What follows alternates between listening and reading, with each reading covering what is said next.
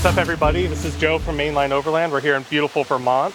I'm here with Ron from Ridgeback Guide Service and Scott from Tread Lightly, working on a Tread Lightly project. So Scott, what is this project we're working on here today? So we're here in southern Vermont on a Class 4 road. We are doing a bridge restoration to restore access to a section of road that was cut off in the middle.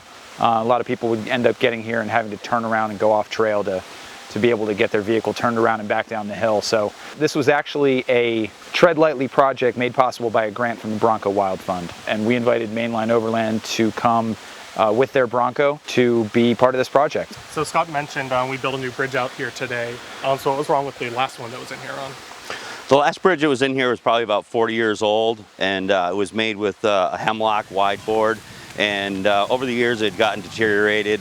The cracks had filled with dirt and mud, and just didn't allow the bridge to dry out, and was constantly getting saturated every rainstorm, and it rotted out, and there was a big hole on one side and was not wide enough to put 4x4 trucks across anymore.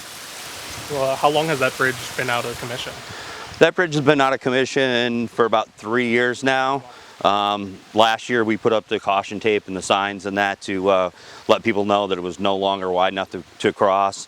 Obviously hikers could still cross it, mountain bikers could still cross it with caution, but no more motorized vehicle traffic on it. So do you want to explain a little bit more what Tread Lightly is all about? Yeah, so Tread Lightly is a 501c3 national organization that does outdoor ethics education and stewardship projects, basically teaching people how to enjoy the outdoors in a sustainable manner. Especially for motorized recreation, that's super important because in the Northeast we really don't have a lot of motorized recreational opportunities for off-roading. It's not what we have, it's what we have left. I mean, every year more trails close because of misuse or overuse or dumping or things that sometimes aren't even a responsibility of the off-road community. We like to step in and take accountability for what is our part and actually try to offset the behavior of some of the people who aren't exactly doing what they should.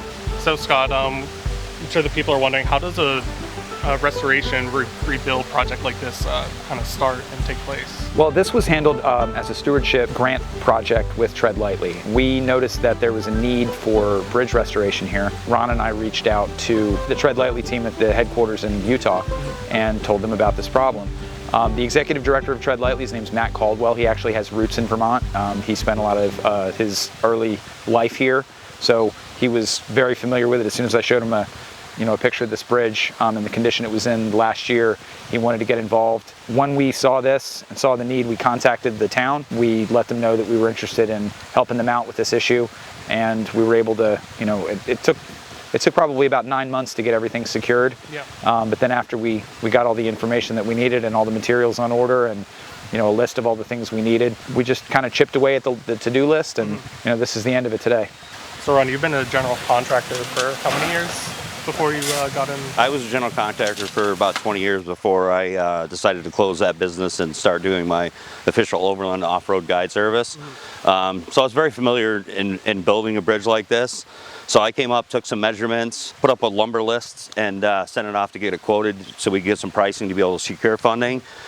We went with the pressure treated 4x6. On here, they're 20 foot long. We cut them down to about a little over 17 feet. Yeah. These are 3.5 foot on center.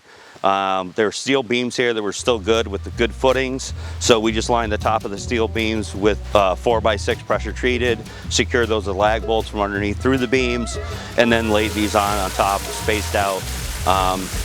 This is pressure treated. It should last for many, many years. I would give it 30, 35 years with moderate to extreme use. It'll be here hopefully long after I'm gone. It's going to get a lot of use, and people are going to enjoy it. So when we were driving here to this broken bridge on the trail, I noticed tons of Tread Lightly signs with information and infographics on them. What benefit do you see from those signs, and why do you guys put them out there? As part of the stewardship project, we leave the signs behind to teach people about outdoor ethics. So it's an educational aspect of it, and it's a proactive way rather than having to find every single person on the trail that's doing something wrong and tell them about it.